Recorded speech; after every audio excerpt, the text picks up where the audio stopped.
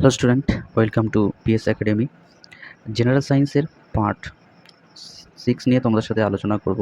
এর আগে 5টা পার্ট হয়ে গেছে, যারা এখনও পর্যন্ত দেখোনি তোমরা দেখে নিও। তো আজকের টপিক হচ্ছে নিউটনস ল অফ মোশনের উপর। তো নিউটনের গতিসূত্র, তা প্রথম গতিসূত্র কাকে বলে বা ফার্স্ট ল অফ মোশন। তা বলছে যে বাইরে থেকে কোনো উপযুক্ত বল দ্বারা অবস্থান পরিবর্তন না হলে স্থির বস্তু চিরকাল স্থির থাকে এবং সচল বস্তু সমবেগে সরলরেখা বরাবর চলতে থাকবে। এই প্রথম সূত্র থেকে আমরা দুটি বিষয় জানতে পারি। কি? এক হচ্ছে পদার্থের মৌলিক ধর্ম বা জাড্য ধর্ম, আর 2 বলের সংজ্ঞা। প্রত্যেক পরীক্ষায় এই কোশ্চেনটা আসে যে আমরা প্রথম গতিসূত্র থেকে নিউটনের কী বিষয় জানতে পারি, সেটা হচ্ছে 1 পদার্থের মৌলিক ধর্ম বা জাড্য ধর্ম, 2 বলের সংজ্ঞা। এই দুটো কিন্তু খুব কমন। তা পদার্থের জাড্য ধর্ম, যেটাকে ইনার্শিয়া ইংলিশে বলে, তো এই পদার্থের জাড্য ধর্ম কাকে বলে? যে ধর্মের জন্য কোনো জড় পদার্থ স্থিতি বা গতি যে অবস্থায় আছে সেই অবস্থায় বজায় রাখার চেষ্টা করে, সেই ধর্মকে আমরা জাড্য ধর্ম বলি। পদার্থের ভর যত বেশি হবে, পদার্থের জাড্য ধর্ম তত বেশি হবে। পদার্থের জাড্যকে দুভাগে ভাগ করা যায়। 1 স্থিতিজাড্য, 2 গতিজাড্য। স্থিতিজাড্য কি? স্থির থাকার প্রবণতা হচ্ছে স্থিতিজাড্য।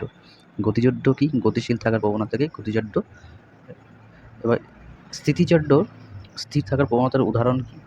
1 স্থির বাস হঠাৎ চলতে আরম্ভ করলে পিছনে হেলে যাওয়া।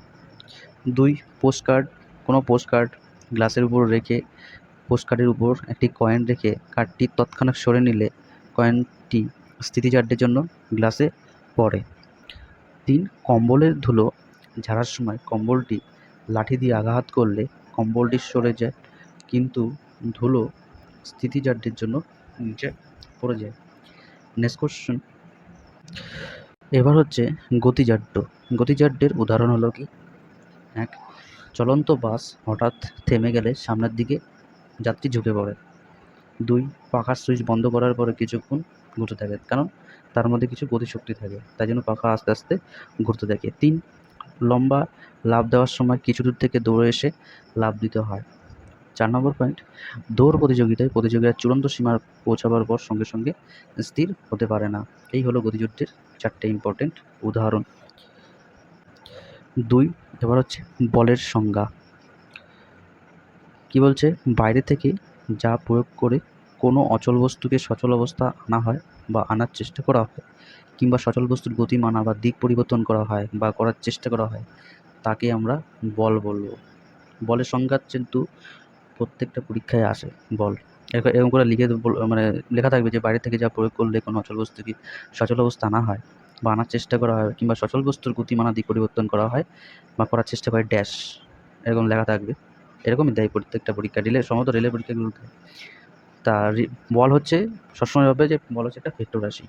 তো এই ছিল আজ প্রথম গতিসূত্রের টপিক।